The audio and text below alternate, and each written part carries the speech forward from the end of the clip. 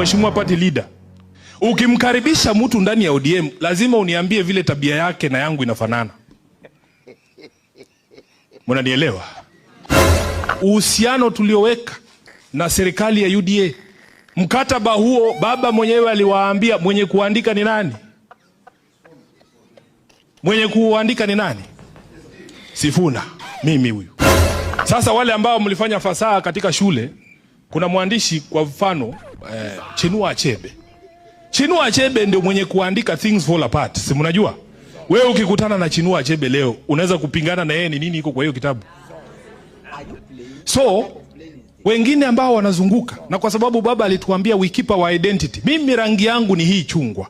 Hawa wote ambao unaona hapa ni members wa Central Committee. Tuliketi tukasikizana kwamba hatujaamua jinsi ambavyo chama kitaingia katika uchaguzi wa 2027.